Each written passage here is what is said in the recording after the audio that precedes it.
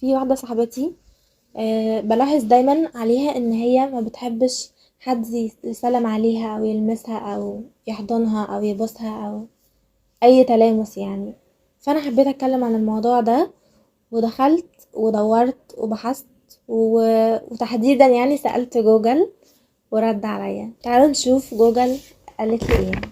اهلا بيكو في قناة مع بعض، معاكو انجي غنيم. هنسأل النهاردة عن موضوع بصراحة صار فضولي وكنت عايزة اعرفه، اللي هو الفيزيكال تاتش.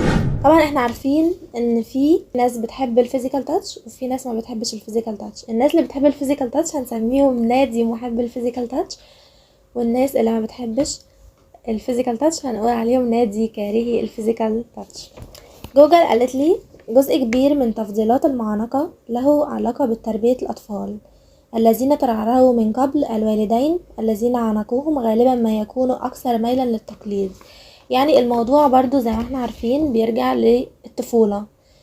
لو انتي بتربي طفلك ان انتي تحضنيه على طول هيبقى الموضوع ده عنده عادي جدا وهيكبر يقلدنا عادي جدا، في حين ان اولئك الذين لم يتلقوا نفس القدر من المودة الجسدية من الوالدين يصبحون معاديين او غير مرتاحين، والاطفال الذين شعروا بالاهمال بسبب قلة اللمس الجسدي من الاوصياء عليهم قد يشعرون بفقدان المشاعر. باقي الاسباب التانية زي مثلا الرهاب الاجتماعي، فوبيا الاماكن المزدحمة، اضطرابات نفسية اخرى زي الوسواس القهري، زي اضطراب ما بعد الصدمة. وطبعا زي ما احنا عارفين ان التلامس الجسدي للاطفال دي حاجة مهمة جدا ان احنا نعبر بيها عن الحب بتاعنا ليهم، وان ده جزء كبير جدا ايجابي في تربية الاطفال.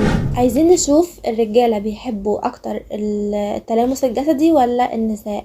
فعملوا احصائية ولقوا ان النساء اكثر عرضة للعناق، بينما الرجال بيحبوا بس ان هما يتصافحوا بالايد وبيحبوش العناق. يعني الرجالة اقل تفضيلا للتلامس الجسدي.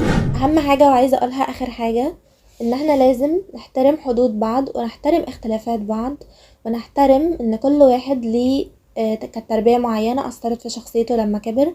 في ناس هتحب الفيزيكال تاتش، في ناس مش هتحبه، فلازم نحترم المعايير والاختلافات بتاعت بعض ونحبها كمان ونتقبلها. في النهاية حابة اقول لكم استنوني في فيديو جديد عن موضوع جديد على قناة مع بعض.